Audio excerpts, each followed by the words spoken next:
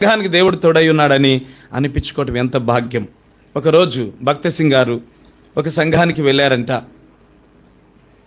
ఎన్నో సమస్యలు ఉన్నాయి, పరిష్కారం కొరకు చాలాసార్లు రిపీట్గా వెళుతూ వచ్చాడు, మళ్ళా వెళుతూ వచ్చాడు.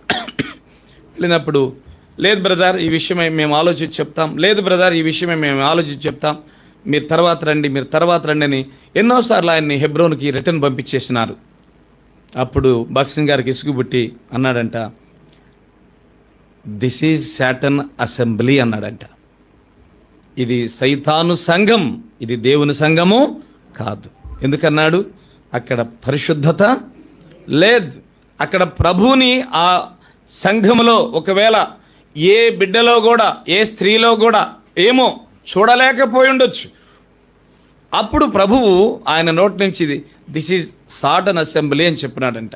అయితే దేవుని చిత్తములో ఆ సంఘం మరలా రూపాంతరపరచబడింది. సండే స్కూల్ పిల్లల వలన సంఘం ఆశీర్వదించబడింది. సండే స్కూల్ ద్వారా సంఘం దీవించబడింది. ఎలా అంటే హెబ్రోన్ నుంచి కొంతమంది సిస్టర్స్ వెళ్ళి, మేము ఆ సంఘాన్ని మార్చుకుంటాం బ్రదర్, మాకు అవకాశం ఇవ్వండి. ఎలా అంటే మేము వెళ్ళి ఎవరిని రూపాయి అడగకుండా మేము వాళ్ళకి సండే స్కూల్ పిల్లలకి సండే స్కూల్ ప్రోగ్రాం ఏర్పాటు చేస్తాం. ఏమన్నా కావాలంటే హెబ్రోన్ నుంచి మేము తీసుకుంటాం, మీరు మాకు సప్లై చేయండి. సరే అని చెప్పి బియ్యం, కందిపప్పు, నూనె అన్నీ తీసుకెళ్లారు. ఒక రూమ్ మాత్రం వాళ్ళు ఇచ్చారు ఆ సంఘస్థులు. ఆ రూమ్లో సండే స్కూల్ పెట్టడం ఆరంభించారు. అదే రూమ్లో వాళ్ళు వండుకు తింటున్నారు. ఆ విధంగా సండే స్కూల్లో పిల్లలకి ప్రేమ, దయ, పరిశుద్ధత, టీవీ చూడకూడదు, అబద్ధం ఆడకూడదు, కోప్పడకూడదు, ఇవి నేర్పుతుకుంటా వచ్చారు. ఈ ఇంటికి వెళ్ళి వాళ్ళ అమ్మకు చెప్తున్నాడు, అమ్మ అబద్ధం ఆడకూడదు, సండే స్కూల్ ఆంటీ చెప్పింది. అమ్మ మరి దొంగతనం చేయకూడదు, సండే స్కూల్ ఆంటీ చెప్పింది. సినిమా చూడకూడదు, సండే స్కూల్ ఆంటీ చెప్పింది. ఇలా కోప్పడకూడదు, సండే స్కూల్ ఆంటీ చెప్పింది. ఇలాగ ఏ ఇంట్లో చూసినా ఈ పిల్లలు వెళ్ళి ఫాదర్కి, మదర్కి ఇదే చెప్తున్నారు. చెప్పగానే వాళ్ళని చూసి, సరే అబ్బాయి టీవీ అంటే కట్టేయండి అమ్మా, అమ్మ అదంటే తీసేయండి, ఇది ఆపేసేయండి, ఇంట్లో కరెక్ట్గా మాట్లాడండి, వాడు ముందు అబద్ధం ఆడొద్దు, అయ్యమే ముందు అబద్ధం ఆడొద్దని. ఇళ్లల్లో ఏమొచ్చేసింది? మార్పు వచ్చినది. ఈ మార్పును ఆధారం చేసుకుని మందిరంలోకి రావటం, ఏమీ మాట్లాడబుద్ది కాదు పెద్దోళ్ళకి.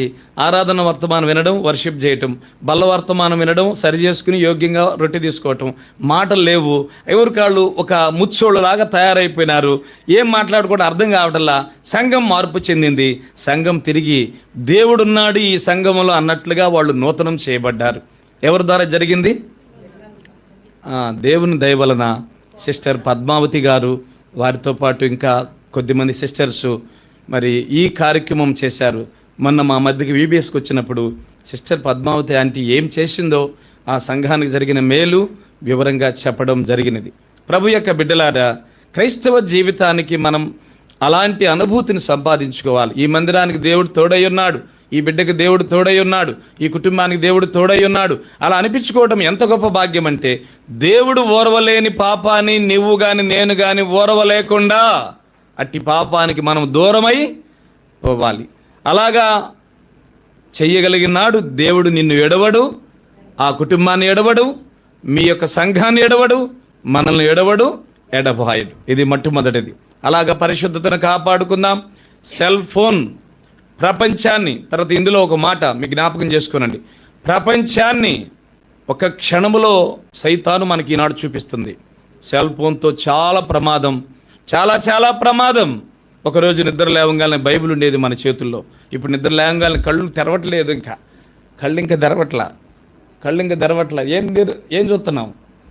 ఇదిగో నాకు కుడిచే ఏం ఎదుగుతుంది, కళ్ళు ఏం తెరవటల్లా, కుడిచే ఏం ఎదుగుతుంది అంటున్నా. ఫోన్ ఏడుందా అని లేదా, లేకపోతే మళ్ళీ ఎడం చెయ్యి. ఎందుకంటే నిద్రమత్తులో కళ్ళు తెరవబుద్ధి కావటల్లా, నిద్ర బాగా పోవాలనిపిస్తుంది. కానీ చూస్తే ఫస్ట్ ఎవరిని చూడాలి? సెల్ ఫోన్నే చూడాలనిపిస్తుంది. చాలా ప్రమాదం, చాలా ప్రమాదం. దానితో ఆత్మీయ నష్టాలు కలుగుతున్నాయి, ఆల్రెడీ కలిగినాయి. ఆల్రెడీ వాతవేవని మనస్సాక్షిలోకి వెళ్ళిపోయినారు. నేను పర్ఫెక్ట్ అనుకుంటున్నారు. ఆల్రెడీ సైతాన్ వల్ల ఉండిపోయినారు. చాలా జాగ్రత్త పడి అపవిత్రత అంటకుండా చూసుకుందాం. ఒకవేళ అంటితే ప్రభువు మనల్ని విడిచి వెళ్ళిపోవచ్చు, తోడుగా ఉండకపోవచ్చు. అపవిత్రమైన దేనైనా, అసహ్యమైన దేనైనా దేవుడు చూస్తే నేను విడిచిపెడతానని చెప్పాడు ద్వితీయోపదేశకాండములో. ఒక మాట చూసుకుని అది హెచ్చరిక పొందుదాం. తర్వాత మనం రెండో విషయానికి వెళదాం.